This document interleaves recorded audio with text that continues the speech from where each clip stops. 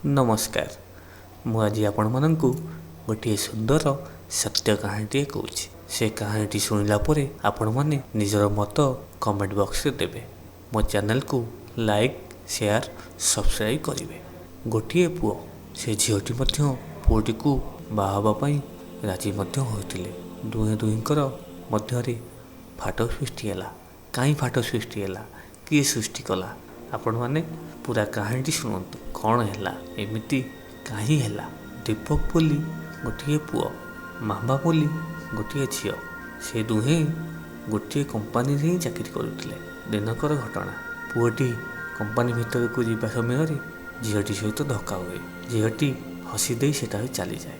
ପୁଅଟି ଭାବେ ଏ ଝିଅଟି କ'ଣ କିଛି କହିଲା ନାହିଁ, ହସି ଦେଇ ଚାଲିଗଲା। ତା'ମାନେ ମୁଁ କ'ଣ ତାକୁ ଭଲ ଲାଗିଲି? ସେ କିଛି କହିଲା ନାହିଁ, ଏମିତି ପୁଅଟି ଭାବୁଥାଏ। ପୁଅଟି ମଧ୍ୟ ସେଠାରୁ ଚାଲିଯାଏ। ପ୍ରତ୍ୟେକ ଦିନ ପୁଅଟି ସହିତ ଝିଅଟିର ଦେଖା ହୁଏ, ଆଉ ଝିଅଟି ମଧ୍ୟ ହସି ଦେଇ ଚାଲିଯାଏ।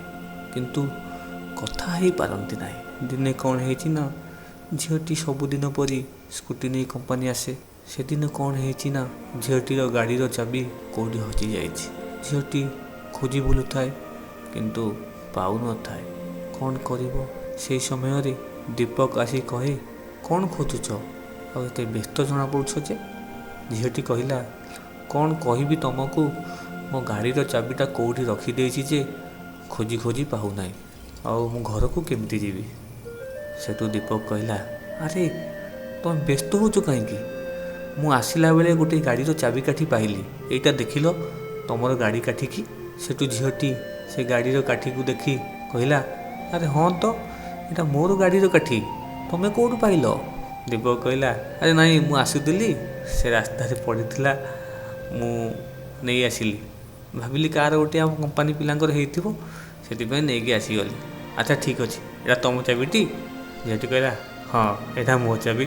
ଝିଅଟି କହିଲା, ଆଚ୍ଛା ତମକୁ ଗୋଟେ କଥା କହିବି, ତମେ ଖରାପ ଭାବିବନି?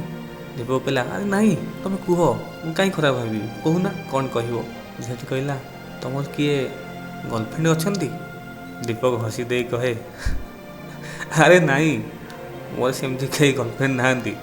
ଆଉ ମୋ ଭଳିଆ ପିଲାକୁ କିଏ ଭଲ ପାଇବ? ସେଠୁ ଝିଅଟି କହେ, ଆରେ ନାଇଁ, ତମେ ତ ମୋତେ ବହୁତ ଭଲ ଲାଗ। ଆଉ ସେଦିନ ଧକ୍କା ହେଲା ସମୟରେ ମୁଁ ହସି ଦେଇ ଚାଲିଗଲି, ତମେ ତ କିଛି ଜାଣିପାରିଲନି? ଦୀପକ କହିଲା, ଆରେ ହଁ, ତମେ ତ ହସି ଦେଇ ଚାଲିଗଲ। ମୁଁ ଭାବିଲି ମୋତେ ବୋଧେ ତମେ ମାରିବ, କାହିଁକିନା ତମେ ହସି ଦେଇ ଗଲା ପରେ ମୁଁ ଭାବିଲି ଏ ହସି ଦେଇ ଚାଲିଗଲା କ'ଣ, ମୁଁ କିଛି ମାଇଣ୍ଡକୁ ନେଇପାରିଲିନି। ସେଠୁ ମାମା କହେ, ଆରେ ବୁଧୁ, ମୁଁ ତମକୁ ହିଁ ସେଇଦିନ ହିଁ ଭଲ ପାଇଗଲି, ଆଉ ମୋ ହୃଦୟ ଭିତରେ ତମକୁ ରଖିଦେଲି। ଯେଉଁଦିନ ତମର ମୋର ଧକ୍କା ହେଲେ, ଆଉ ମୋ ମନ ତମ ପାଖରେ ରହିଗଲା। ସେଠୁ ଦୀପକ ହସିଦିଏ ଆଉ କହେ, ଆଚ୍ଛା ଠିକ୍ ଅଛି, ସନ୍ଧ୍ୟା ହେଲାଣି, ତମେ ଘରକୁ ଯାଅ, କାଲି ଆମେ କଥା ହେବା। ମାମା କହିଲା, ଓକେ, ବାଏ। ମାମା ସେଇଠୁ ଚାଲିଯାଏ। ହଠାତ୍ ଦିନେ ଦୁଇ ଦିନ ଦୀପକ କମ୍ପାନୀକୁ ଆସିଲା ନାହିଁ। ମାମା ଭାରି ବ୍ୟସ୍ତ ହୋଇଗଲା। ଦୀପକ କାହିଁ କମ୍ପାନୀ ଆସୁନି, ତା ଫୋନ୍ ବି ଲାଗୁନି। ସେ ଭାରି ବ୍ୟସ୍ତ ହୋଇଥାଏ। ତାପର ଦିନ ଦୀପକ କମ୍ପାନୀକୁ ଆସେ। ମାମା ଦୀପକକୁ ଦେଖି କହେ, ତମେ କୁଆଡ଼େ ଯାଇଥିଲ? ମୁଁ କେତେ ଦିନ ହେଲା ତମକୁ ନ ଦେଖି ରହିପାରୁନି। ଦୀପକ କହିଲା, ମୋ ଦେହଟା ଟିକେ ଖରାପ ହେଇଯାଇଥିଲା, ଜ୍ୱର ହେଇଯାଇଥିଲା ମୋତେ, ମୁଁ କମ୍ପାନୀ କେମିତି ଆସିବି? ମାମା କହିଲା, ହଉ ଠିକ୍ କଥା, ହେଲେ ତମ ଫୋନ୍ ଲାଗୁନଥିଲା। ଦୀପକ କହିଲା, ନାଇଁ, ଫୋନ୍ ମୋର ସୁଇଚ୍ ଅଫ୍ ହେଇଯାଇଥିଲା। ଭଉଣୀ ଭିଣେଇ ସେମାନେ ଘରକୁ ଯାଇଛନ୍ତି, ମୁଁ ଏକଲା ଥିଲି, ସେଥିଲାଗି ମୋ ଫୋନ୍ ସୁଇଚ୍ ଅଫ୍ ହେଇଯାଇଥିଲା। ସେଠୁ ମାମା କହିଲା, ହଉ ଠିକ୍ ଅଛି, ଏବେ କେମିତି ଅଛ? ଦୀପକ କହିଲା, ହଁ ଏବେ ଠିକ୍ ଅଛି ମୁଁ। ଦୀପକ କହିଲା, ହଉ ଚାଲ, କମ୍ପାନୀ ଟାଇମ୍ ହେଲାଣି, ଆମେ କାମ କରିବା। ସେଠୁ ଦୁହେଁ କମ୍ପାନୀ ଭିତରକୁ ଚାଲିଯାଆନ୍ତି। ତାପରେ ଲଞ୍ଚ ଟାଇମ୍ ହୋଇଯାଏ। ଦୀପକ ଆସି ଅଲଗା ଜାଗାରେ ବସି ରହେ। ସିଏ ତ ଲଞ୍ଚ ନେଇନି ଖାଇବା ପାଇଁ, ସେ ଚୁପଚାପ ଗୋଟିଏ ଜାଗାରେ ବସିଥାଏ। ମାମା ତାକୁ ଖୋଜି ଖୋଜି ତା ପାଖରେ ଆସି ପହଞ୍ଚେ। ଦୀପକକୁ କହେ, ଆଚ୍ଛା ତମେ କ'ଣ ଖାଇସାରିଲଣି? ଦୀପକ କହିଲା, ଆରେ ନାଇଁ ମୁଁ ଆଜି ଟିଫିନ୍ ଆଣିନି, ଖାଇବି କ'ଣ? ମାମା ସେଠୁ କହିଲା, ଆରେ ତମେ ଏମିତି କ'ଣ କହୁଛ?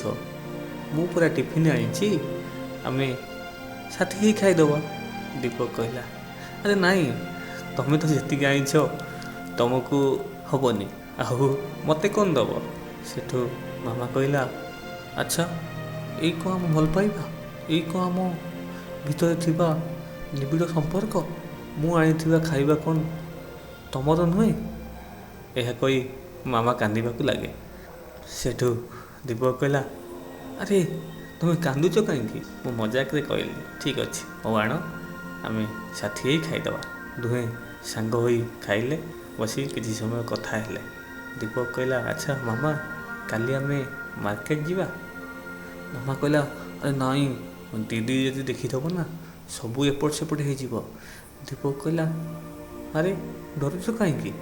ମାର୍କେଟ ଚାଲ, ମୁଁ ତୁମ ପାଇଁ ଗୋଟେ ଭଲ ଡ୍ରେସ୍ କିଣିଦେବି। ଆଉ ସେଠୁ ଦୁହେଁ ସାଥି ହେଇ ବାଇକ୍ରେ ମାର୍କେଟ ଯାଆନ୍ତି। ଏଠାରେ ସବୁ କିଣାକିଣି କରି ଗୋଟେ ଜାଗାରେ ଗୁପଚୁପ୍ ଖାଉଥାନ୍ତି। ଠିକ୍ ସେହି ସମୟରେ ମାମାର ଭଉଣୀ ଆସି ଦେଖେ ଦୀପକ ଧରିଛି ତା ଭଉଣୀର ହାତ। ଦୁହେଁ ସାଥି ହେଇ ଗୁପଚୁପ୍ ଖାଉଛନ୍ତି ହସାହସି ହେଇ। ଠିକ୍ ସେହି ସମୟରେ ମାମାର ଭଉଣୀ ଦୀପ୍ତି ଆସି ଦୁହିଁଙ୍କୁ ଦେଖିନିଏ। ଆଉ ଦୀପ୍ତି କହେ, ହେ ମାମା ଏ କିଏ? ତୁ କ'ଣ ସାଥିରେ ସାଥି ହେଇ ବୁଲୁଛୁ? ଏ କିଏ? ସେଠୁ ମାମା କହେ, ନାଇଁ ନାଇଁ ନାଇଁ ଦିଦି ନାଇଁ ନାଇଁ ନାଇଁ। ଦୀପ୍ତି କହେ, କ'ଣ ନାଇଁ ନୁ ନା କହୁଛୁ ଯେ? କ'ଣ ନାଇଁ ନୁ ନା ନାଇଁ ନି ନା କ'ଣ? ଏ କିଏ ତୋତେ ପଚାରୁଛି? ଏ କିଏ? ସେଠୁ ଦୀପକ କହେ, ଦିଦି ନମସ୍କାର, ମୁଁ ଆଉ ମାମା ଆମେ ଦୁହେଁ ଦୁହିଁଙ୍କୁ ବହୁତ ଭଲ ପାଉ, ଆଉ ବାହା ହେବା ପାଇଁ ମଧ୍ୟ ରାଜି ଅଛୁ। ସେଠୁ ଦୀପ୍ତି କହେ, ଆରେ ତୁ କିଏ? ତୋ ଅକାତ କ'ଣ? ତୁ କ'ଣ ମୋ ଭଉଣୀ ବାହା ହେବା ପାଇଁ କହୁଛୁ? ତୁ ଜାଣିଛୁ ମୁଁ କିଏ? ଏବେ ଚାହିଁବି ତ ତୋତେ ମୁଁ ଏବେ ପୋଲିସରେ ଦେଇଦେବି। ତୁ ଗୋଟେ କାମ କର, ଏଠୁ ତୁରନ୍ତ ପଳା, ନହେଲେ ତୋତେ ମୁଁ ଥାନାରେ ଦେଇଦେବି। ସେଠୁ ମାମା କହେ, ଦିଦି ମୁଁ କଥାକୁ।